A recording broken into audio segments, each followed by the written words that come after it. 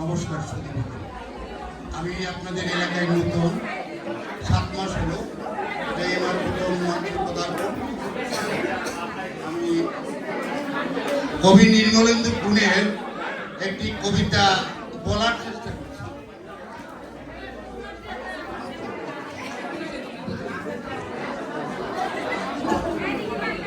একটি কবিতা লেখা, তার জন্য অপেক্ষার উত্তেজনা নিয়ে লক্ষ লক্ষ উন্মত্ত অধীর বেকুল বিদ্রোহী শ্রোতা বসে আছে।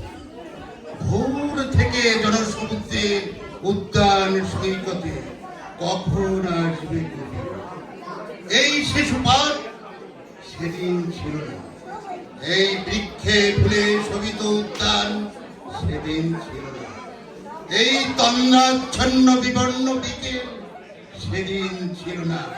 তাহলে কেমন ছিল শিশু পার্কে, বেঞ্চে, বৃক্ষে, ফুলের বাগানে ঢেকে দেয়া এই ঢাকার হৃদয় মাঠ খানি?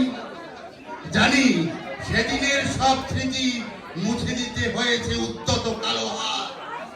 তাই দেখি কবিহীন এই বিমুখ প্রান্তরে আজ কবির বিরুদ্ধে কবি, মাঠের বিরুদ্ধে মাঠ, বিকেলের বিরুদ্ধে বিকেল, উত্তানের বিরুদ্ধে উত্তান, মাঠের বিরুদ্ধে মাঠ।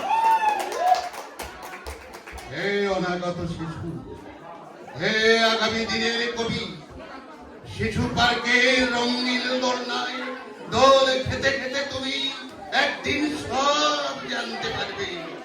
আমি তোমাদের কথা ভেবে লিখে রেখে যাচ্ছি সেই শ্রেষ্ঠ বিকেলের গল্প। সেদিন এই উদ্যানের রূপ ছিল ভিন্নতর। না পার্ক, না ফুলের বাগান, এসবের কিছুই ছিল না। শুধু একখণ্ড অখণ্ড আকাশ, যেরকম সেরকম দিগন্ত পণ্ডবিত। শুধু মাঠ ছিল দুর্বাদলে ঢাকা, সবুজে সবুজময়। আমাদের স্বাধীনতা, প্রিয় প্রাণের সবুজ এসে মিশেছিল এই ধুধু মাঠের সবুজে। কপালে কবজিতে লাল শালুকিতে এই মাঠে ছুটে এসেছিল কারখানা থেকে লোহার শ্রমিক। লাঙ্গল জোয়াল কাঁধে এসেছিল জাগ বেঁধে উলঙ্গ কৃষক। হাতের মুঠোয় মৃত্যু, চোখে স্বপ্ন নিয়ে এসেছিল মধ্যবিত্ত, নিম্ন মধ্যবিত্ত, তরুণ গ্রাণী, নারী, বৃদ্ধ, ভবঘুরে। আর তোমাদের মতো শিশু পাতা কুড়ালিরা